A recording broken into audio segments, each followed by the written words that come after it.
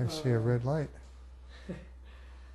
The first question is, what did strike you most in Turkey? Are there any things that you can never forget in Turkey? The friendliness of the people.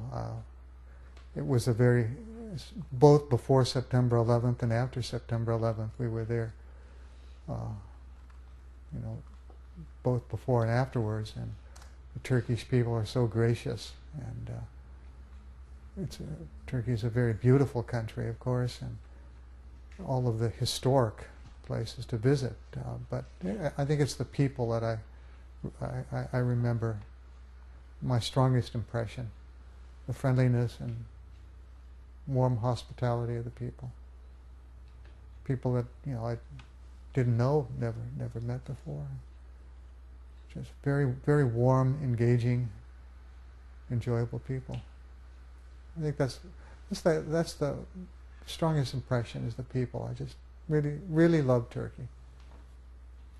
At some point, the people, especially in the United States, has a different mind after the September 11th about the Muslims and Islam. So for you, you were just there right at that time, in a Muslim country, and with the Muslim people going all around. Did anything change, or the people's reaction to you because of your American and coming from the United States? You see any difference between the people, or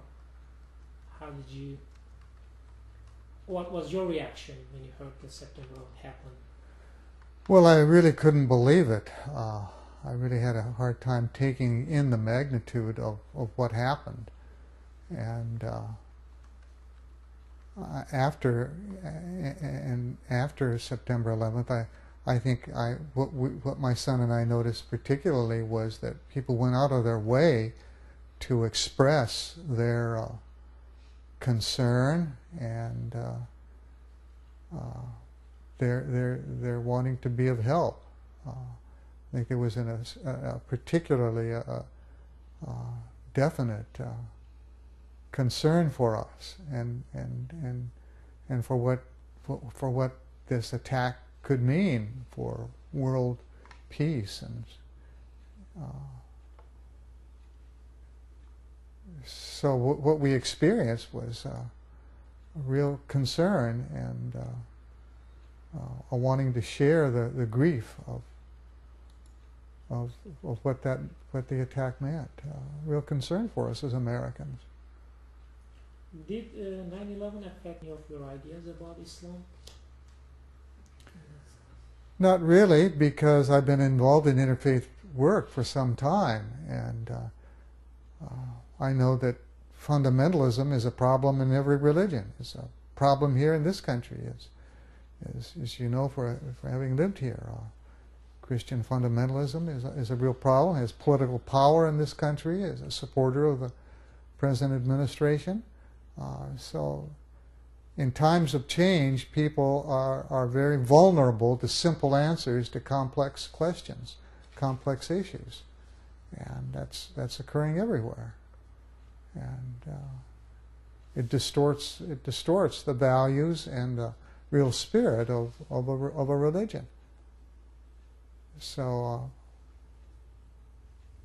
we've had to deal with that in this country with Christianity, and in Israel, right-wing politics and religion go together, and it's a problem everywhere. And I was aware of that, and so my views of Islam really did not change after September 11th. But that's not the case, I think, for most Americans, as you're aware of. What are the main reasons that you think that cause the prejudice across the cultures and the faiths? Well, I think people tend to be suspicious of what is different. And it's very easy for people and cultures that are different from your own to become a target for prejudice and superficial thinking and blaming. That kind of thing is very Anything that's different, I think there's a tendency to be suspicious of and to blame it for problems that one ought to look inside for. It's a human tendency to project what is inside onto someone else, rather than to begin. I think all of the great religions teach us to look at ourselves and our own relationships, relationship with God and relationship with one another, before we start making accusations. Lost.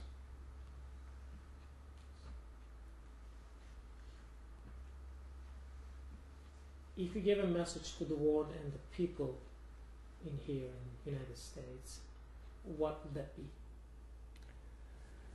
Look to the best that is in your particular faith as a resource for bringing peace and justice to the world. Peace and justice go together.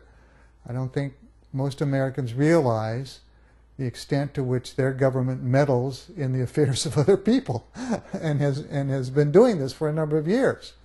Not just with the Bush administration, but prior to that.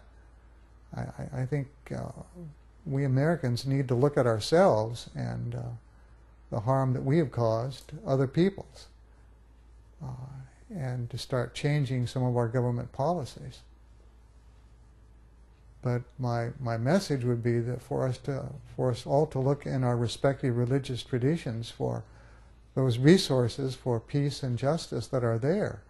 All of the great religious teachers have spoken very clearly about the way we treat one another is a reflection of what we think about God, the divine. When you were in Turkey, is any Islamic values or the symbols that really got your attention? Do you have anything in particular really got your attention as an Islamic values or symbols, like the call to pray or the worship, pray, mosque, anything like that? I think I was impressed with the attempt to separate mosque and government, that the spirituality of a people could be nourished with religion, but that was separated from the coercive power of government. Government has a coercive power, and once religion uses coercive power, then it loses the spirituality and the deepest qualities of that faith. And so I was impressed with the way Turkey was doing that and was trying to do that, to nurture the people with the religious faith, but at the same time separate religion from governmental power. And that's a difficult thing to do, as we know in this country. It's a difficult thing to do. But it's healthier for religion, and it's healthier for the society when that happens. Institute of Interfaith Dialogue has been founded to promote dialogue and cooperation among cultures and beliefs through direct first-hand experience, like the Turkey trip, Ramazan dinners, and all other activities that we have been doing. Do you think it is reaching its goals, and also what would you advise to them to improve these goals?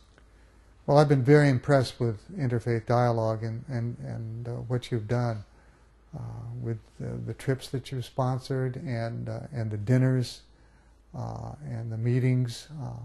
Very impressed. I think my concern is that my experience has been that most of the people that I see at these events are people who are already involved in interfaith work. So, in a sense, you're preaching to the choir.